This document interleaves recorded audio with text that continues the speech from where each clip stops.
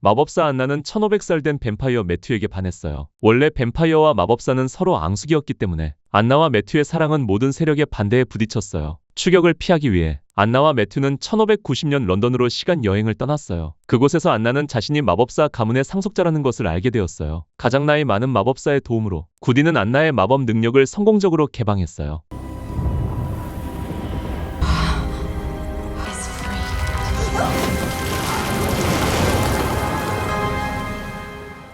그곳에서 안나는 임신했다는 것도 알게 되었고 이 사실은 안나와 매튜를 기쁘게 하면서도 걱정하게 만들었어요. 매튜는 안나의 뱃속에 있는 아이가 뱀파이어일지 마법사일지 그리고 아이가 모든 세력의 반대에 부딪히지는 않을지 걱정했어요. 그래서 매튜와 안나는 21세기로 시간 여행을 떠나기로 결정했어요. 매튜와 안나가 다시 시간 여행을 했을 때 그들은 에밀리가 피터에게 살해당한 것을 발견했어요. 안나는 침대 옆에 앉아 슬프게 울었어요. 안나는 에밀리 이모의 죽음을 받아들일 수 없었어요. 그때 매튜가 다가왔지만 안나를 어떻게 위로해야 할지 몰랐어요. 매튜는 안나의 배에 손을 얹어 아기의 심장 박동을 느꼈어요. 매튜는 뭔가 이상하다고 느끼고 즉시 안나에게 말했어요. 매튜는 2개의 심장 박동을 들었어요. 사실 안나는 쌍둥이를 임신했어요. 매튜와 안나는 흥분에 휩싸여 서로를 껴안았어요. 매튜는 안나를 안심시키며 안나와 아이들을 목숨을 걸고 지키겠다고 말했어요. 그날 밤 사라 이모가 안나를 찾아와 에밀리를 되살리기 위해 마법을 사용해 달라고 부탁했어요. 하지만 안나는 시간의 흐름을 바꾸는 것의 결과가 얼마나 심각할지 알고 있었어요. 안나는 이 요청에 동의할 수 없었어요. 그리고 안나는 사라 이모의 손을 잡고 안나의 배에 얹었어요. 안나는 사라 이모에게 지금부터 마법사 가문과 아이들을 지키겠다고 말했어요. 사라 이모는 안나가 아이들이 무엇인지조차 모른다며 약간 화를 냈어요. 그러면 어떻게 지켜야 하죠? 라는 말에 안나는 즉시 말을 잃었어요. 다음날 안나와 사람들은 에밀리의 장례식을 치렀어요. 이 기간 동안 안나는 여러 번 울먹였어요. 마침내 사람들은 에밀리의 죽음을 받아들였어요. 장례식 후 사라 이모는 아스멀 782책에서 누락된 페이지 중 하나를 꺼내 안나에게 건네주며 피터를 조심하라고 당부했어요. 피터가 이 페이지의 존재를 알게 되었기 때문이었어요. 인간 정령의 대표인 아가타는 자신의 권력을 이용하여 회의를 소집했어요.